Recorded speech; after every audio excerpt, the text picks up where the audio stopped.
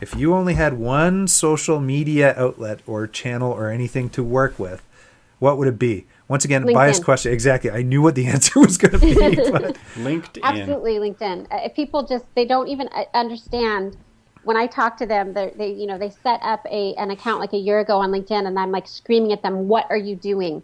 It is not only a gold mine to connect with movers and shakers, high-level networkers, people that can make stuff happen, but also the media is all over LinkedIn. They're in the question and answer section looking for experts. You can go into the search function in the upper right corner and just type in editor, Los Angeles Times, and get 50 editors to choose from, and most of which are open networkers. It's such a gold mine. Really?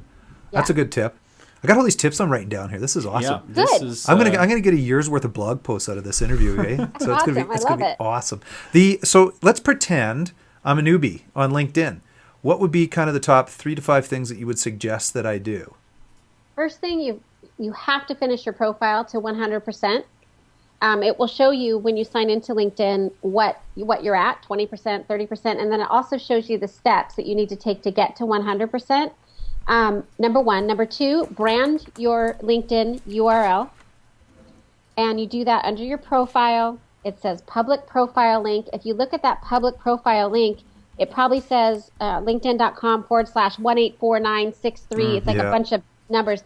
Well, you just click on edit and put your name in there. So then it would be linkedin.com/ and then they have IN /Starr Hall. So brand your link. And then the last thing really to get started is build what I call your social proof. And that is build your recommendations. I mean, if you go to my LinkedIn profile, you'll see, I think right now I have 150 recommendations. My goal this year is to get it to 500. But I mean, think about your social proof. If people are looking for you online, for me, if they're looking for a speaker and they look at, Susie Q that has 2 recommendations and then Starr Hall that has 150, I mean, who are they most likely to contact? It's a no-brainer. Well, just the answer always is Starr Hall, right? Well, yes. But I mean, you knew that, I knew that, but Exactly. the listeners might not know. Exactly. So. What's your take on the open networker? I mean, that's obviously it's a fee service through LinkedIn. It is now. I thought, yeah. I'm assuming you're obviously an open networker. I keep changing between the different levels because I'm testing them. So I think right now I'm at the first level I'm paying for, which is like the $30 a month. Yep. And I go back and forth. I do the free account because I need to compare the differences. But I like right where I'm at. I like the level, the end level, the $30 a month. I'm able to send in mails. I'm able to get better searches. I can get people's emails. I like the open networker, but I haven't found that upgrade necessary for my business building. But I think it's great. The issue with open networker that I found is you do get a lot of the around the globe, foreign language people contacting you. It's fine if you can speak the language and you do business in that country, but that's where I find a lot of that comes in. What about so the other thing too? The one thing that drives me nuts on LinkedIn, which I think anybody with half a brain could figure this one out, is if they're trying to reach out and connect with you, I hate the generic message, want to add you as part of whatever it is, right? And the one thing that I always talk to people is that if you're going to reach out to somebody, like you said, pet them, stroke them, make them feel happy about themselves. Say, hey, found you online. We have very similar backgrounds, or whatever the message is, right? To connect.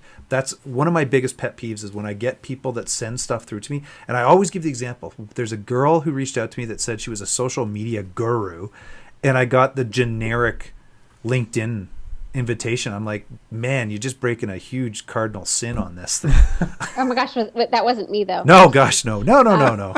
Yeah, I know. I agree with you. I have scripts for that as well that I share on how to make it more personable and wording to use so they don't mark you as spam. Your invite is spam because, as you probably know, once you get 7 spam reports, LinkedIn is suspending your account. Oh, really? So also use a certain language that I put in the script that just really simple. If you're not an open networker, no worries. Just simply archive or delete my email, but please don't click on the spam button or do not know. I'm not trying to spam you. And I've had my account for going on 6 years now. I've never once been reported. Yeah. I used to have 10,000 connections on LinkedIn. However, I took about 30 days at the end of 2011 and wiped out all, but I think I'm at 1,800 again. because, when I first got into it, I'm like, ooh, I want to be your friend. I want to connect with you. What's this about? And before I knew it, I had 10,000 people. I'm like, who in the heck are you? Yeah. Quantity versus quality. Yeah. Exactly. So now I'm back to the quality, and it's been even more powerful for me and then that 1,800 network. So.